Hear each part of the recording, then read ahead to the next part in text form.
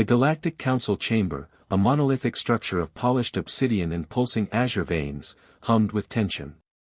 Dozens of species filled the amphitheater, their forms varied, some towering and reptilian, others sleek and insectoid, all gathered beneath the grand sigil of the Zervani dominion. At the center stood High Commander Zyros, a figure of quiet menace, his emerald-hued exoskeleton gleaming under the chamber's artificial light. He was no fool. He had crushed rebellions, subjugated entire worlds, and turned once proud civilizations into mere footnotes in history.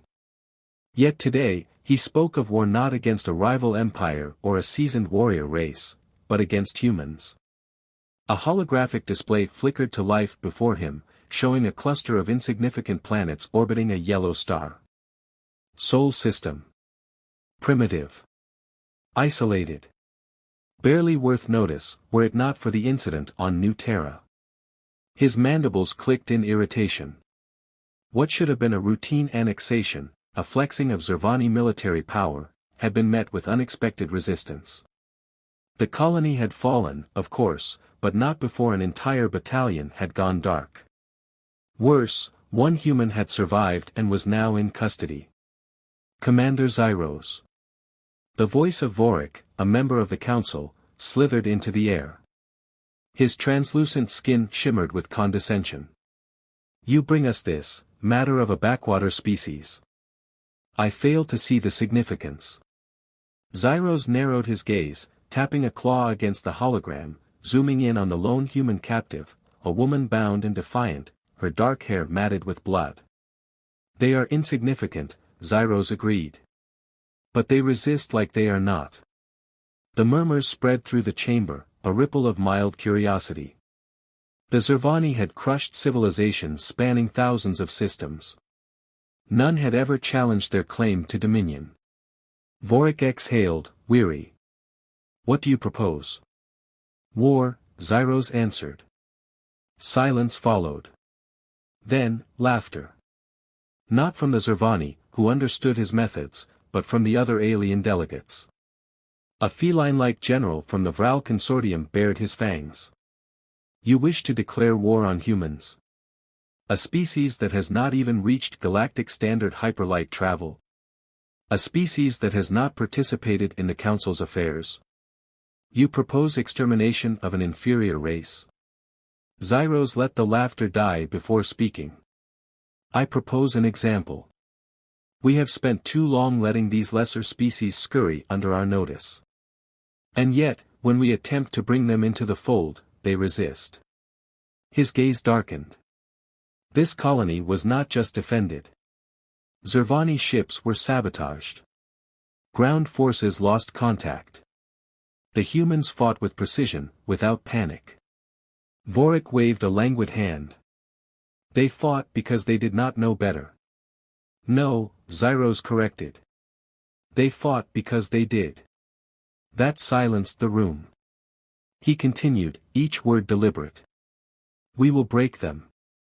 Their homeworld will kneel before the Dominion. And they will serve, or they will burn. The vote was cast. The war was declared. Humanity's fate was sealed. The room smelled of steel and sweat. General Adrian Kane stood at the edge of the Earth High Command war room, eyes fixed on the projected battlefield, a holographic map that pulsed with incoming enemy fleet formations. Unlike the grandiose chambers of the Galactic Council, this war room was functional, designed for speed and efficiency, the heartbeat of Earth's military. His uniform bore no excessive insignia, yet everyone in the room stood straighter in his presence. A younger officer, Lieutenant Grayson, approached hesitantly. Sir, we just confirmed it. The Zervani captured Captain Vasquez. She was leading the evacuation of New Terra. Kane's grip tightened behind his back. He exhaled. Is there confirmation she's alive? A brief hesitation. Yes, sir. Their transmissions indicate she's being held for interrogation. Something in the war room shifted. The air became heavier. The staff had seen Kane operate under pressure before, during planetary crises, under threat of annihilation, but never with his wife involved. Yet, the general did not lash out, did not show any emotion. He simply nodded. And that, more than anything, made them uneasy. The Joint Military Council appeared on the central screen, a collection of leaders from Earth's factions. The Prime Chancellor, a woman known more for diplomacy than war, leaned forward. "General Kane, we must approach this delicately. If we escalate, we risk painting humanity as a threat." "They declared war," Kane responded, voice steady. "That decision was theirs." Another council member, a veteran of Earth's early planetary skirmishes, exhaled. "We should negotiate. Offer concessions for Captain Vasquez's return." Silence. Then Kane spoke. "They took my wife." His voice was soft, almost conversational. But there was no warmth in it. "They took one of our best officers. And they expect us to plead for mercy." The room held its breath. Kane turned to the war table, inputting a sequence into the interface. The holographic display shifted, showing Earth's strategic assets, hidden movements, defenses no one outside this room had ever seen. "I have spent the last decade preparing for this." His voice was steel. "The Council believes we are weak. That we are untested. That is our greatest weapon." The Prime Chancellor hesitated. "You intend to fight?" Kane tilted his head slightly, as if considering the question. Then he said, simply, "I intend to end it." Far beyond Earth's borders, in the cold depths of Zervani-controlled space, a prison cell flickered with dim artificial light. Captain Elena Vasquez sat against the far wall, her wrists bound, her lips split from an earlier interrogation. She had lost track of time. They had beaten her, questioned her, tried to break her. And yet, she smiled. Her captor, a Zervani officer, snarled. "You have no ships coming for you. No allies in this galaxy. What are you smiling for?" She exhaled slowly, leaning her head back against the cold metal wall. "You idiots have no idea what you just did, do you?" The alien's mandibles clicked in irritation. "You will tell us about your species' weaknesses." Her smile widened. Not a smirk. Not bravado. A genuine, knowing smile. "You attacked the wrong woman."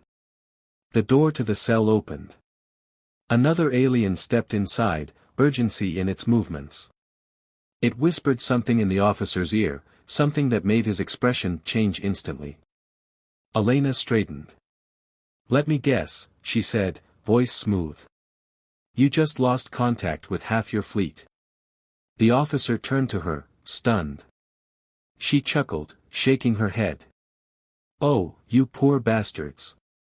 She leaned forward, eyes gleaming with something almost pitying. "You pissed off the one man you shouldn't have." She watched as the alarms started blaring, the ship trembling under the first signs of battle. The war had barely begun, yet already, the illusion of superiority began to crack. Aboard the Zervani flagship, the Dominion's Wrath, a vast command deck hummed with controlled urgency. The ship was a marvel of technological prowess, a fortress drifting in the void, surrounded by a fleet so massive it could blot out the stars. High Commander Zyros stood at the central console, his claws drumming against the interface. Reports scrolled before him, streams of data in Zervani script. The numbers did not lie. Their fleet had engaged the first human resistance force, a small contingent of ships barely worthy of consideration. The outcome should have been a slaughter, a footnote in military history. Instead, the first Zervani battlecruiser had gone silent within 3 minutes. Within 10, 2 more followed. Zyros's mandibles twitched. He tapped the interface again, rewinding the battle footage. From a distance, the human fleet looked pathetic, smaller, less advanced, their ships lacking the sleek predatory designs of Zervani warcraft. And yet, when battle commenced, their movements were precise, their tactics unpredictable. Instead of standing their ground like prey, they split, vanished into the debris fields, used the battlefield itself as a weapon. One by one, Zervani ships fell to coordinated strikes, their commanders unable to comprehend the fluidity of human combat doctrine. This was no desperate resistance. This was a demonstration. A test. Zyros exhaled slowly. A subtle vibration ran through the deck as the prison module detached from the ship, making its descent toward the Zervani War Tribunal. It was a tradition among the great empires, when a species challenged their rule, they were granted a final opportunity to prove their worth. A trial. A competition. A chance to justify their existence before the ruling council. Humanity had not asked for this trial. They had not even been informed of it. The council assumed they would crumble under the weight of expectation, that their representative would flounder before the galaxy's finest minds and warriors. They had made one critical mistake. They had chosen to judge General Adrian Kane. The tribunal was held on Gorvax Prime, a world of jagged obsidian peaks and gravity-heavy plateaus. The arena, an ancient coliseum repurposed for matters of law, loomed over a city of spiraling spires. Within its walls, thousands of alien delegates gathered to witness the humans' humiliation firsthand. The Zervani delegation sat at the highest podium, their expressions unreadable, while emissaries from other species observed with varying degrees of amusement. At the center of it all, standing completely at ease, was General Kane. His uniform was devoid of decoration, the epitome of military pragmatism. He did not fidget, did not glance around in confusion like so many species had before him. He simply stood, arms behind his back, his expression unreadable. Beside him, a Zervani adjudicator read aloud the charges, the standard declarations of inferiority, accusations of defiance against rightful rule. The words barely registered in Kane's mind. He was focused elsewhere. Across from him stood his opponent, the chosen representative of the Zervani military, a warlord prime named Velos. A towering creature, his exoskeleton reinforced with combat plating, his 4 arms gripping twin energy glaives. He was a decorated warlord, undefeated in single combat. This was not a trial. This was an execution by spectacle. The adjudicator finished speaking. A hush fell over the crowd. Velos tilted his head. "Your species is arrogant," he said, voice a guttural rasp. "You believe your existence is owed to you. Today, I will remind you of your place." Kane said nothing. He merely rolled his shoulders, loosened his stance. The signal to begin flashed across the arena. Velos moved first, closing the distance in an instant, his glaives a blur of searing plasma. Kane did not retreat. He sidestepped, pivoting at the last second, the air slicing apart where he had stood moments before. Velos recovered with inhuman speed, spinning into another strike, his secondary arms lunging forward to grab. Kane twisted, his knee driving up into the warlord's side with calculated precision, not to wound, but to disrupt movement. The crowd gasped. The council members leaned forward. Velos snarled, adjusting, bringing his glaives into a defensive stance. "You think yourself skilled?" Kane flexed his fingers. "I think you telegraph your movements." The warlord attacked again, a relentless flurry of strikes, enough to overwhelm any opponent. But Kane was not any opponent. He had studied Zervani combat tactics. Their strengths, their weaknesses, the rhythms of their movements.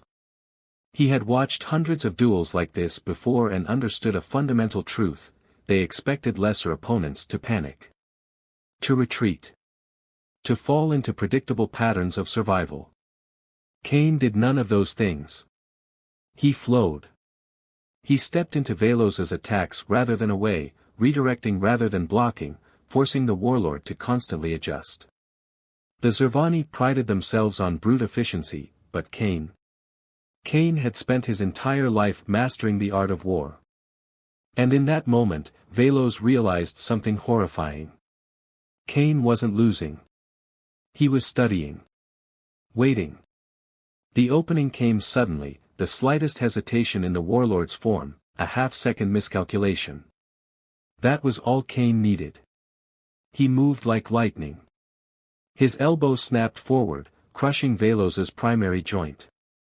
A shift of weight, and he was behind him, twisting, wrenching the warlord's arm at an unnatural angle. A sickening crack echoed through the arena. Veloz roared in pain, collapsing onto one knee. His remaining arms tried to lash out, but Kane had already disarmed him. One of the glaives clattered to the ground. For the first time in his life, the warlord prime of the Zervani Dominion knelt in defeat. The crowd was silent. The Zervani Council members were motionless. Kane exhaled. Stepped back. That was educational. Veloz's breathing was ragged. He looked up at Kane, and for the first time, there was no arrogance in his gaze. Only the dawning realization that they had gravely miscalculated. Kane turned to the adjudicator. "I assume that concludes the trial." The alien's throat worked, struggling to find words. Kane continued, voice even. "We didn't ask for this war. But if you insist on it, you should understand what you're dealing with." He stepped back toward the center of the arena, rolling his shoulders as if the fight had been nothing more than a warm-up. His gaze swept the assembly, locking onto the Zervani High Command, ensuring his words reached them all. "Test us if you want," he said, voice calm, measured. "But don't mistake our patience for weakness. Because the moment we stop holding back." He let the words linger. Let them sink into the bones of every species present. Then he smirked. "The war ends." The arena remained silent as Kane walked away, leaving the galaxy to consider the consequences of what they had just witnessed. The silence in the tribunal chamber stretched for too long. The Zervani High Command, so assured of their dominance mere moments ago, now sat rigid, their expressions frozen in something dangerously close to uncertainty. No one spoke. No one dared. The weight of what had just transpired in the arena still lingered, thick as war smoke. General Adrian Kane stood in the center of it all, his posture relaxed but his gaze sharp. He had done more than defeat Warlord Prime Veloz. He had dismantled the entire premise of the tribunal itself. This was never supposed to be a true test, it was a formality before execution, a demonstration of superiority designed to remind humanity of its insignificance. And yet, there he was. Untouched. Unshaken. Unimpressed. Across from him, High Commander Zyros's mandibles twitched, a flicker of movement betraying his otherwise rigid demeanor. The Zervani leader had fought in over 100 planetary campaigns, had annexed entire species into submission. Yet, in this moment, as he looked at the human standing in his tribunal, he felt something he had never experienced before. Doubt. Zyros exhaled slowly. "You misunderstand, General Kane. This trial was but a preliminary test. A mere formality." His voice was measured, but there was an edge to it now, a forced steadiness. "True war is fought with fleets. With strategy. You won a duel, nothing more." Kane tilted his head slightly, as if considering the words. Then he nodded. "Fair point." He took a single step forward, and though his movements were unhurried, the entire chamber tensed. "Since you want to talk strategy," he continued, voice casual, "let's do that." He glanced at the massive viewport behind the council, where the Zervani fleet loomed over the tribunal world, a formidable wall of warships, each one capable of devastating entire continents. "I assume you think your fleet gives you an advantage." Zyros's mandibles flared. "It does." Kane exhaled through his nose, almost amused. "That's adorable." A murmur rippled through the gathered council. Adorable? Had this human lost his mind? Kane lifted his wrist and tapped a single command on his hollow interface. Instantly, a new feed overlaid the viewport's display, replacing the Zervani fleet's formation map. A live feed. The moment the screen changed, several council members gasped outright. Because the Zervani fleet was still there, but now it was different. Its perfect formations. Gone. Its unchallenged position. Compromised. Scattered across the projection were dozens of red markers, signifying enemy ships that were already inside their ranks. Not approaching. Not on the outskirts. Inside. Kane clasped his hands behind his back. We infiltrated your fleet before this tribunal even started. His tone was matter-of-fact, completely lacking in bravado. While you were parading me through this little trial, we were walking right into your ships.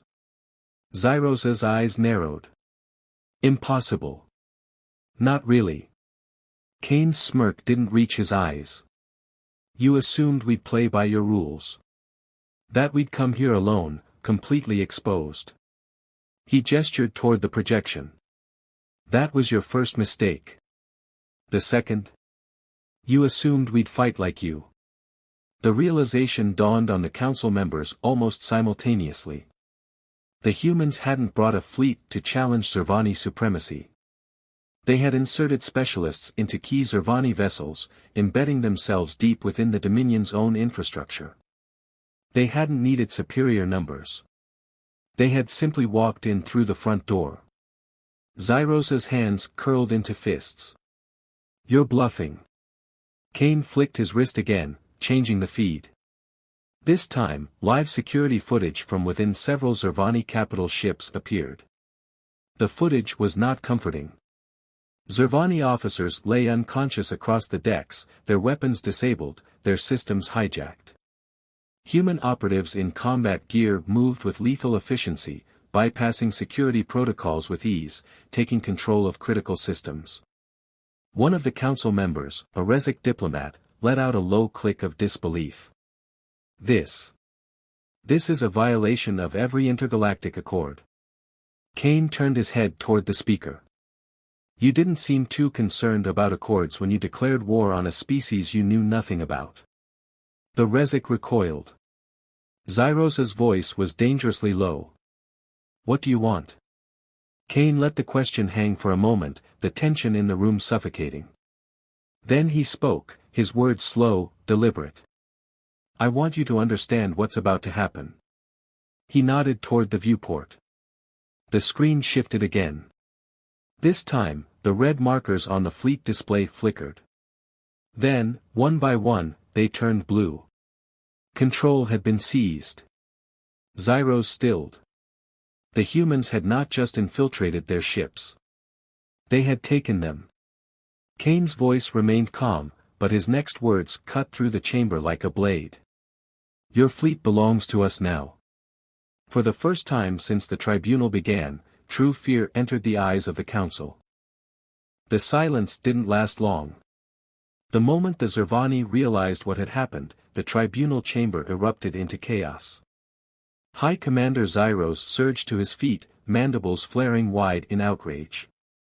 His voice cut through the uproar like a blade. Override their access. Shut them out of the fleet systems. A Zervani technician frantically pounded at his hollow interface, mandibles clicking in barely restrained panic.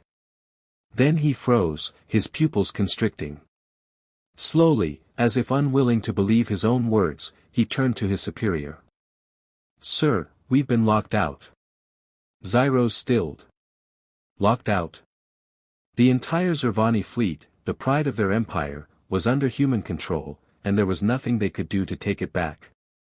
It was unthinkable. Kane exhaled through his nose, his stance relaxed, but his eyes cold. You should have been more careful with your security protocols.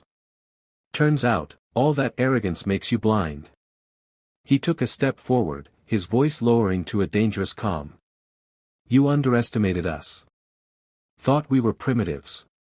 But you never asked why we never sought galactic recognition. You never wondered why humanity never rushed to join your council. Zyros's eyes narrowed. Kane's smirk didn't reach his eyes. It's because we've been watching. The realization hit like a shockwave. Humanity hadn't been ignorant. They had been studying the entire time. The council chamber's security doors burst open. Heavily armored human operatives stormed in, their weapons drawn but steady, their presence undeniable. The Zervani guards barely had time to react before a sharp voice rang out. "Stand down." All eyes turned toward the source. Commander Elena Vasquez strode into the tribunal with the unshaken confidence of a queen surveying conquered lands. Her combat uniform was streaked with enemy blood, a fresh cut on her cheek the only evidence that she had been fighting to get here. Behind her, more human forces poured in, securing the chamber with ruthless efficiency. Zervani guards hesitated.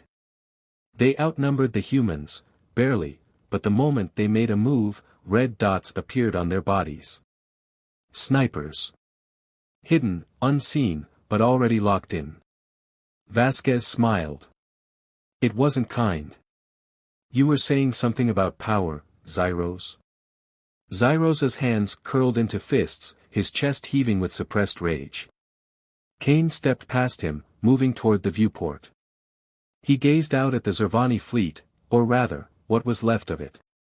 Human-controlled ships had already begun turning their weapons inward, targeting Zervani warships that hadn't been infiltrated. The Zervani's own formations collapsed into confusion, unable to tell who was still on their side and who had already been compromised. One of the Zervani admirals made a desperate move. "Fire on all compromised ships. Destroy them before they turn on us." For a moment, it seemed like the order might go through. Several Zervani warships began shifting their cannons. Then the human-controlled ships moved first.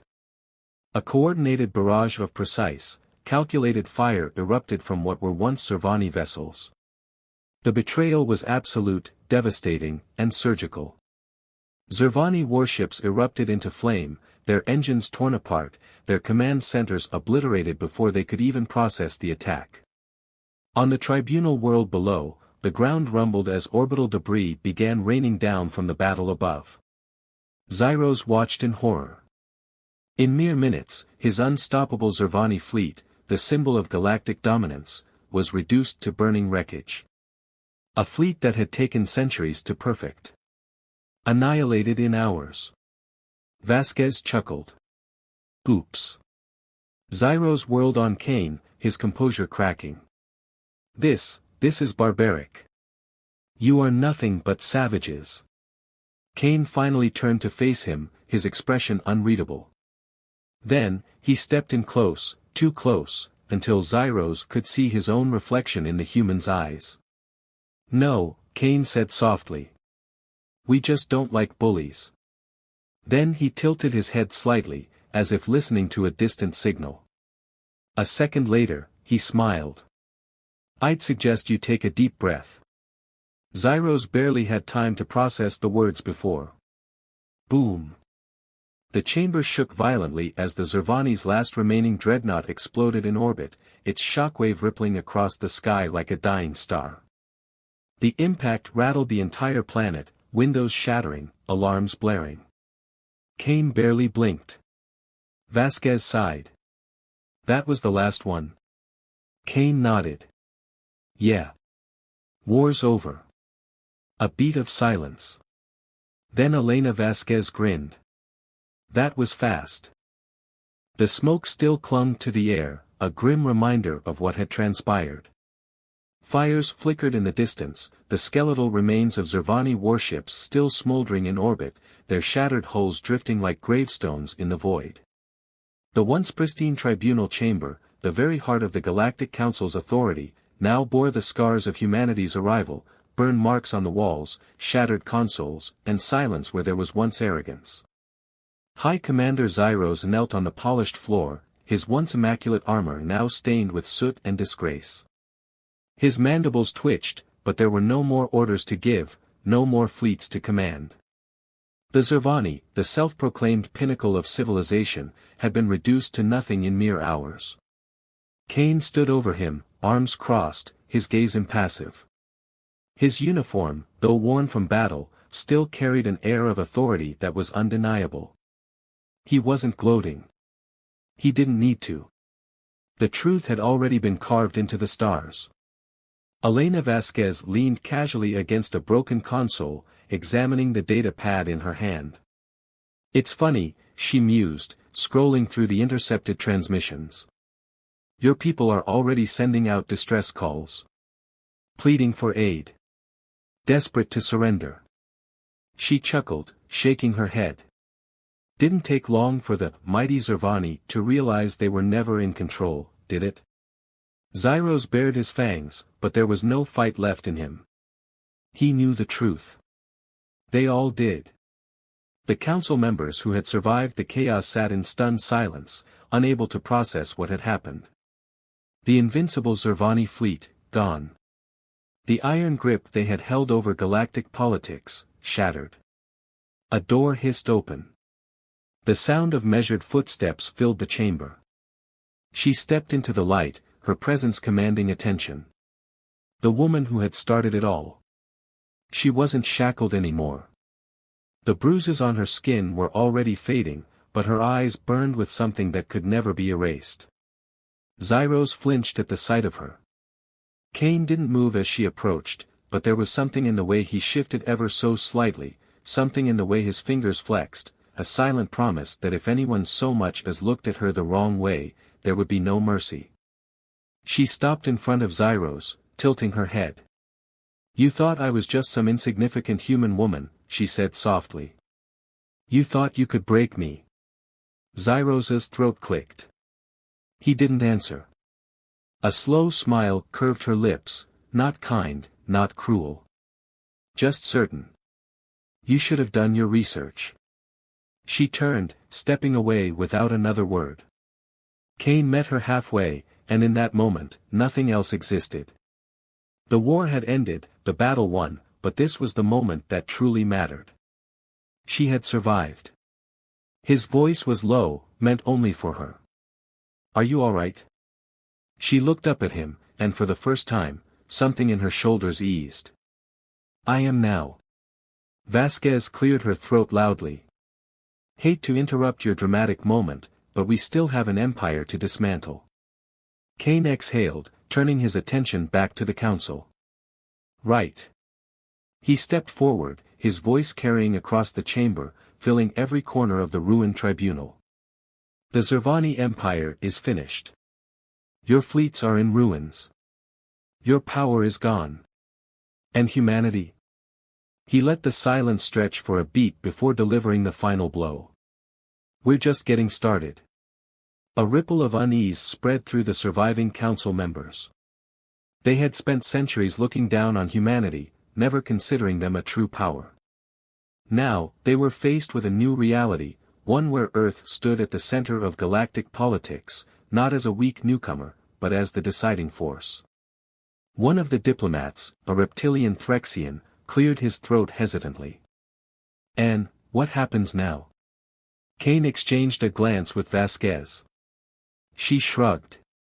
Well, first, we're going to make sure this doesn't happen again. The council? It's under new management. Zyros hissed. You're taking control. Cain's smirk was slow, deliberate. No, High Commander. We're not taking control. He paused, letting the weight of his next word settle. We already have it. Silence. No one dared to argue. Because the truth was undeniable. The war had ended in hours. Humanity had arrived.